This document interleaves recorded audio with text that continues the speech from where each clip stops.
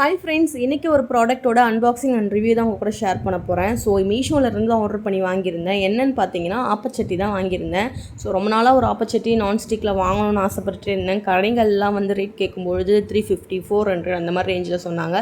So மீஷோவில் பார்த்தீங்கன்னா அஃபோர்டபுளான கம்மியான ப்ரைஸில் இருந்தது. ஸோ ப்ரைஸ் வந்து கடைசியாக சொல்கிறேன். ப்ராடக்ட்டை குறை சொல்கிற மாதிரி எந்த ஒரு மிஸ்டேக்கும் என்னால் கண்டுபிடிக்க முடியல. ஏன்னா ப்ராடக்ட் அந்த அளவுக்கு வந்து குவாலிட்டியாக இருந்தது. ஸோ சட்டியும் சரி, அதுக்கு மேலே இருக்க லிட்டும் சரி, ரொம்பவே குவாலிட்டியாக ஸ்டர்டியாக இருந்தது. ஸோ இந்த சட்டி வந்து பார்த்திங்கன்னா எந்த அளவுக்கு வந்து அந்த குழியாக ஆப்பம் வருதுன்னு தெரியல. ஸோ நான் உங்களுக்கு சுட்டே காமிக்கிறேன். நான்ஸ்டிக்கை பொறுத்த வரைக்கும் நல்லா வந்து வழவழனே இருந்தது. ஸோ ஈஸியாக வந்து சுட்டு எடுக்கலான்னு தான் நினைக்கிறேன். வாங்க சுட்டு காமிக்கிறேன். ப்ராடக்ட் டெலிவரி ஆன அப்போ வந்து என்கிட்ட ஆப்ப மாவு இல்லை, இட்லி தோசை மாவு தான் இருந்தது. ஸோ இட்லி தோசை மாவையே கொஞ்சம் தண்ணியாக டைலூட் பண்ணி ஆப்பம் ஊற்றி பார்த்தேன். நல்லாவே வந்துருந்தது. ஏன்னா வராதுன்னு நினச்சேன் இட்லி தோசை மாவில். பட் ஆனால் ஆப்பம் நல்லாவே வந்துருந்தது. கொஞ்சம் வந்து ஃப்ளாட்டாக இருந்தது. ஆப்ப மாவில் சுட்டுருந்தால் இன்னும் நல்லா இருந்திருக்கும்னு நினைக்கிறேன். பட் ப்ராடக்ட் வந்து எனக்கு சாட்டிஸ்ஃபைட் தான். ப்ராடக்ட் எவ்வளோக்கு வாங்கணும்னு பார்த்தீங்கன்னா 220 ரூபாய்க்கு தான் வாங்கியிருந்தேன். கீழே டேக் பண்ணுறேன், உங்களுக்கு வேணும்னா பர்ச்சேஸ் பண்ணிக்கோங்க.